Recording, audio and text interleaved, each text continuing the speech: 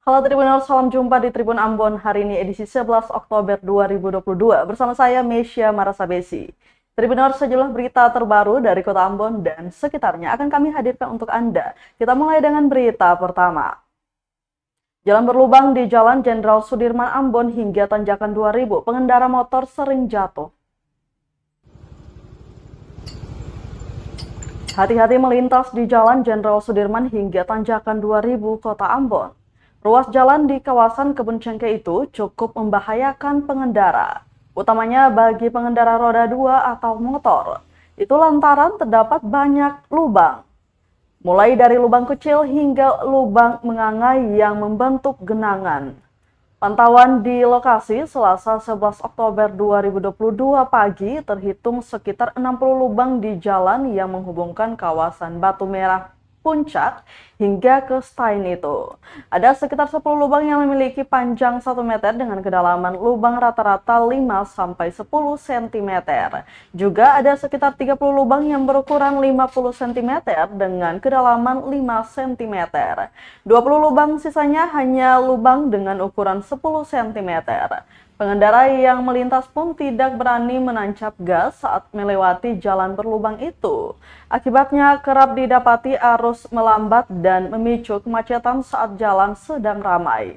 Bahkan tidak sedikit pengendara roda 2 yang mengalami kecelakaan akibat terperosok ke dalam lubang. Kejadian-kejadian itu kerap didapati saat musim penghujan di malam hari. Pasalnya, lubang jalan tertutup genangan. Seorang pengguna jalan Rizky berusia 25 tahun mengaku kerap mendapati pengendara motor yang kecelakaan lantaran menghindari lubang. Ia pun berharap agar jalan yang menghubungkan kawasan Batu Merah hingga Stan itu dapat segera diperbaiki pemerintah.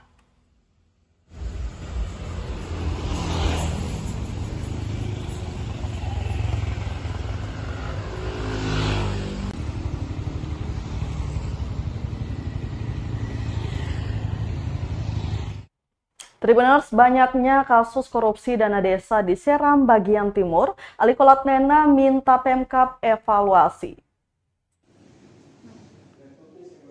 Anggota Komisi 1 DPRD Maluku Alimuddin Kolatlena turut menyoroti banyaknya kasus korupsi dana desa di Seram bagian timur.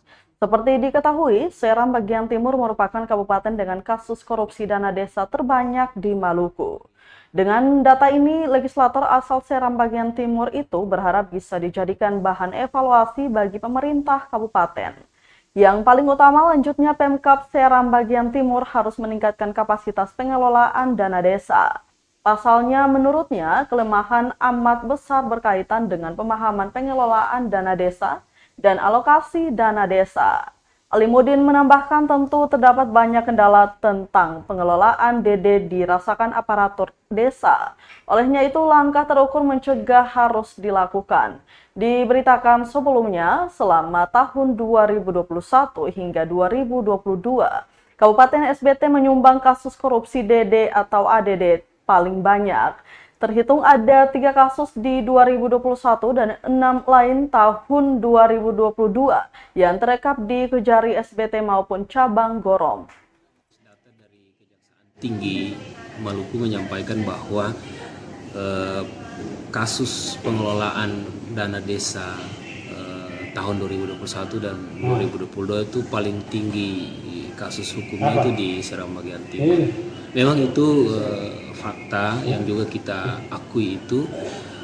Salah satu faktornya adalah karena minimnya sumber daya aparatur desa.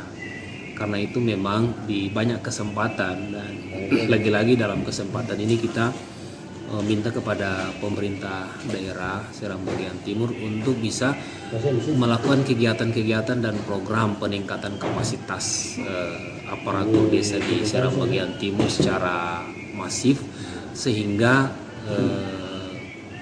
kepala-kepala desa kita atau aparatur desa kita itu ke depan tidak lagi tersangkut kasus korupsi dana desa akibat dari minimnya sumber daya aparatur desa, ketidakmampuan sumber daya aparatur desa dalam mengelola dana desa dan alokasi dana desa di Seram bagian timur.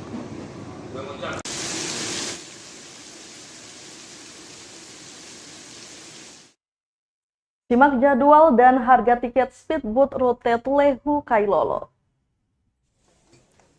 Berikut jadwal keberangkatan dan harga tiket speedboat rute Tulehu Kailolo, Maluku Tengah.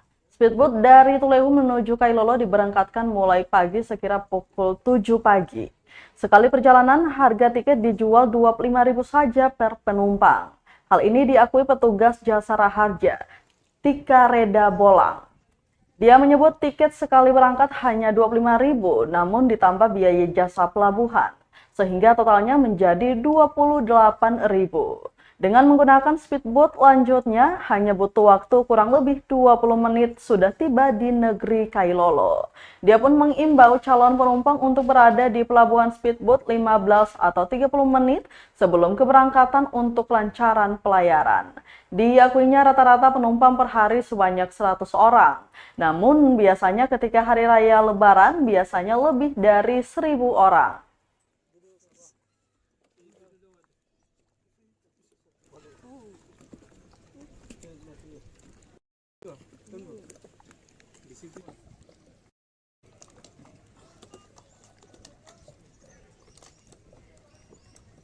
Dari ongkos speed 25, 2.000, jasa pelabuhan 1.000, jasa raharja.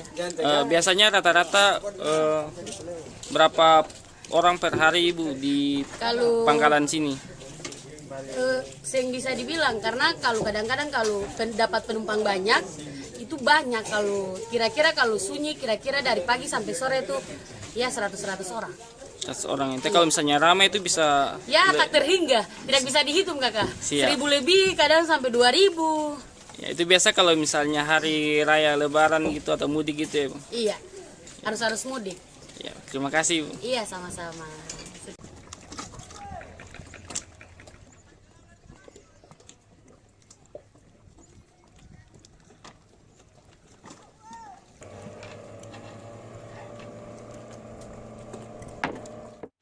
Kita beralih ke berita lainnya. Wisata air kaluar di Dusun Kusu-Kusu Sere hanya 5 km dari pusat kota Ambon.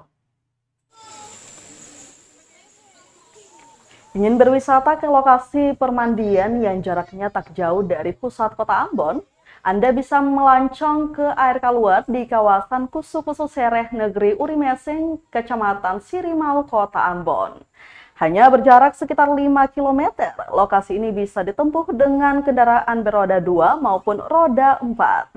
Dari jalan utama kawasan Kusu-Kusu Sere, wisatawan harus menempuh sekitar 400 meter untuk bisa mencapai air kaluar. Jalan ini hanya bisa dilalui kendaraan roda 2 atau disarankan berjalan kaki bagi pengguna roda 4 dari jalur utama.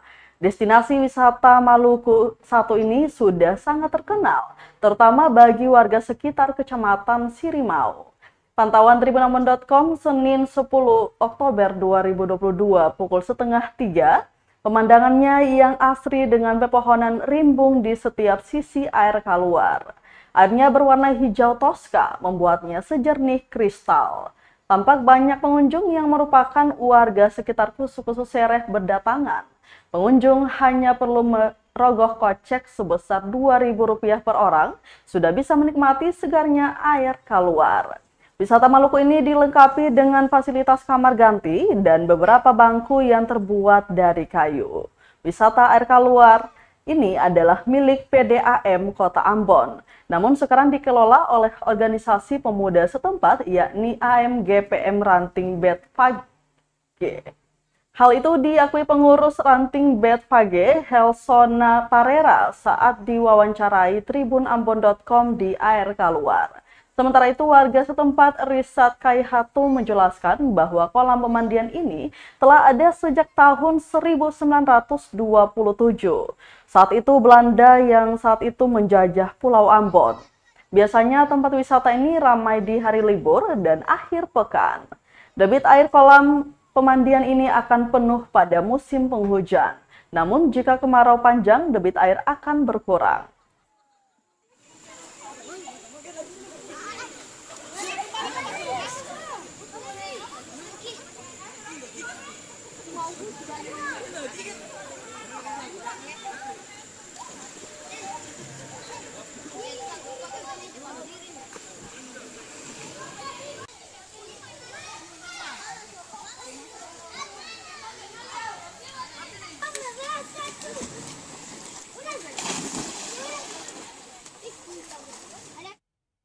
Tribuners, ratusan warga Ambon berselawat peringati Maulid Nabi Muhammad SAW di Masjid Al-Fatah.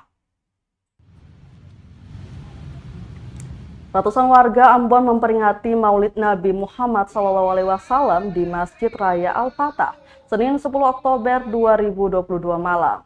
Ketua Majelis Ulama Indonesia atau MUI Maluku Abdullah Latuapo mengatakan, peringatan Maulid Nabi Muhammad SAW ini merupakan rangkaian untuk menyuarakan gema salawat kepada Nabi yang pada saat ini diperingati hari lahirnya. Ditanya soal makna Maulid kali ini, Latuapo menuturkan bahwa bagaimana seluruh umat Muslim di Indonesia, khususnya Maluku, bisa menerapkan kebiasaan Nabi dalam kehidupan berbangsa dan bernegara.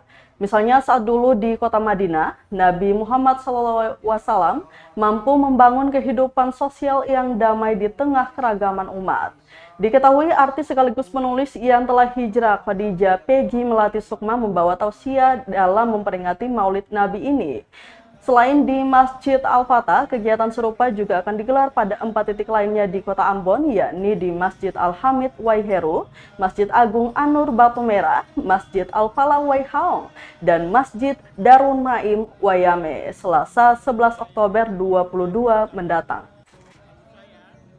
Mengenai Maulid Nabi kali ini, bagaimana supaya kita bisa mengambil hikmah kehidupan Nabi untuk kita terapkan dalam kehidupan berbangsa dan bernegara, kebersamaan. Karena bagaimanapun juga pada dasarnya kita manusia ini diciptakan oleh Allah, oleh Tuhan, ya, adalah sebagai makhluk sosial. Dan kita tidak bisa hidup nafsi-nafsi. Ya, oleh karena itu kebersamaan yang telah dicontohkan oleh Rasulullah ketika hidup di zaman di kota Madinah, di mana di kota Madinah itu adalah berbagai macam suku, berbagai macam etnis, berbagai macam agama, ada Yahudi, Nasrani, Majusi, Muslim, tapi bagaimana mereka itu bisa hidup aman dan damai. Itulah yang perlu kita ambil, nilai-nilai itu lalu kita terapkan dalam kehidupan berbangsa dan bernegara di Indonesia ini.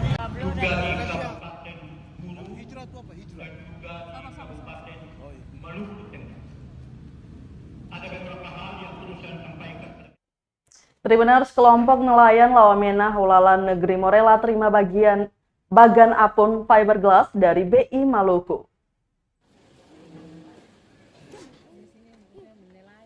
Kelompok nelayan Lawamena Hulala di Negeri Morela, Kecamatan Leihitu, Kabupaten Maluku Tengah, terima bantuan bagan apung fiberglass. Bagan apung fiberglass itu diberikan Kantor Perwakilan Bank Indonesia atau BI Maluku di Baileo, Negeri Morela, Selasa 11 Oktober 2022. Kepala KPW BI Maluku Bakti Artanta, potensi sumber daya laut Maluku tinggi mengingat 93% terdiri dari lautan dan hanya 7% daratan. Namun potensi itu juga mempengaruhi inflasi di Maluku.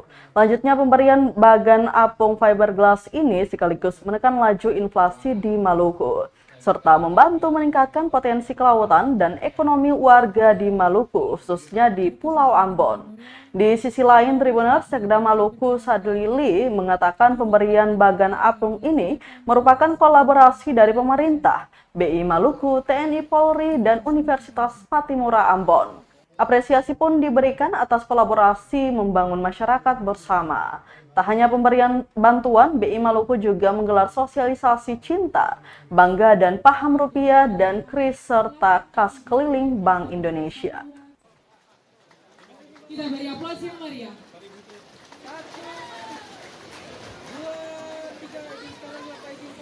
Untuk meningkatkan perekonomian desa, nelayan sendiri, desa, bahkan bisa membantu penyediaan stok untuk ikan-ikan di Provinsi Maluku, khususnya Kota Ambon, karena Kota Ambon kotanya dihitung. Dan saya lihat dengan cara ini sepertinya akan lebih produktif, akan lebih naik. Makanya kemarin sudah ada pelatihan, uji coba. Mudah-mudahan nanti nelayan-nelayan itu siap untuk memberikan yang terbaik dan siap untuk mensupport komunitas pasokan ikan di wilayah Maluku. Itu yang kedua, Bapak Ibu. Yang ketiga, dalam kesempatan ini juga selalu kegiatan kami tidak hanya bicara UMKM, tidak hanya bicara klaster, tapi kami juga bicara mengenai kegiatan lainnya. Makanya di dalam kesempatan ini Pak Raja kami datangkan kas keliling.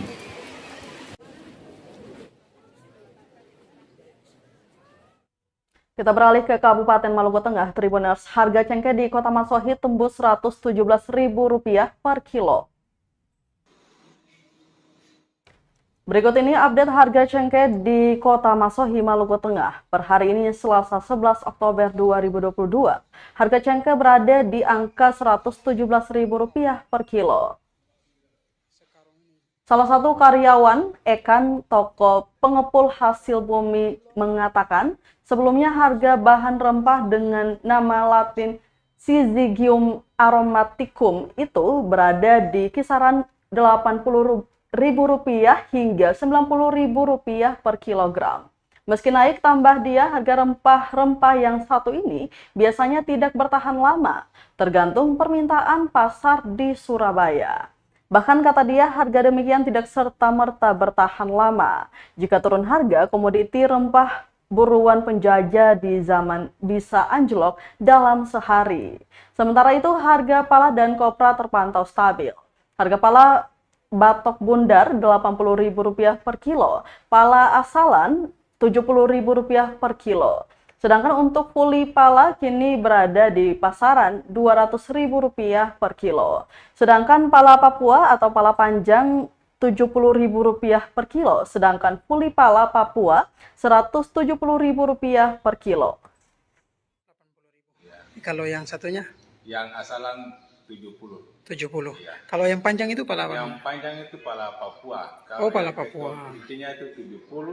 Terus yang sama kulitnya itu 30. 30. Oh, itu yang masih dengan dia punya Ya, yang masih kulit tujuan. itu ya. Sekarang kalau fully yang pala Boleh, biasa? Pala biasa itu 200-an. Terus yang 200 berapa, Bang? 200 pas. 200 pas. Kalau yang pala Terus yang Papua? pala Papua 170. 170.000. Oke, itu yang 170.000. Begitu. Jadi memang harga kita balik ke harga cengkeh nih. Harga cengkeh ini yang stabil biasanya ya. Yang stabil tergantung Surabaya. Terus kalau memangnya Surabaya naik ya, karton di sini ikut naik. Kalau memangnya turun sini. Oke. Tergantung pasaran. Tergantung pasaran.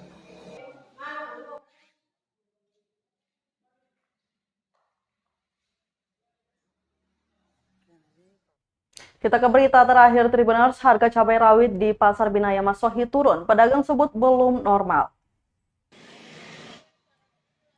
Harga cabai di Pasar Binaya Masohi menurun. Namun penurunan itu disebutkan salah seorang pedagang cabai di Pasar Binaya Masohi tergolong mahal. Setelah sempat bertahan sepekan di harga Rp120.000 per kilo, kini cabai rawit dipasarkan dengan harga Rp100.000 per kilo. Demikian disampaikan pedagang cabai di Pasar Binaya Ida kepada tribunambon.com Selasa 11 Oktober 2022. Biasanya, kata dia, cabai paling murah dijual per cupal Rp5.000 hingga Rp8.000. Sedangkan cabai keriting kini dijual per kilo Rp40.000 atau turun Rp10.000 dari harga sebelumnya Rp50.000 di pekan kemarin. Sementara itu, untuk penjualan tomat berdasarkan pantauan saat ini dijual per kilo Rp10.000. 120. Berarti sudah turun ini, ada turun. Turun. Kemarin boleh 180, 120. Oh, sudah ada turun ini. Satu cupa kena berapa berarti? 15. Oh, 15. 15 satu kilo. Oh, berarti kemarin 20 satu cupa. Iya, 20 18. Saya mana? Kemarin dulu itu 20 18 tuh satu coba. Hari ini. Berarti ada baru turun hari ini nih. Ya? Kenapa turun? Ya, Mamir. Kenapa turun? Cili Ya, stok. tergantung mulai dari Oh, stok apa banyak. tuh. Stok banyak. Stok dimasukkan dari komputer sana banyak tuh. Oh.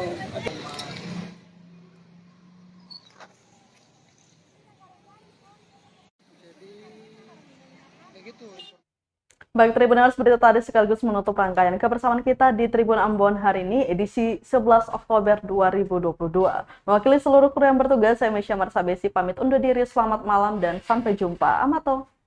Terima kasih sudah nonton. Jangan lupa like, subscribe, dan share ya.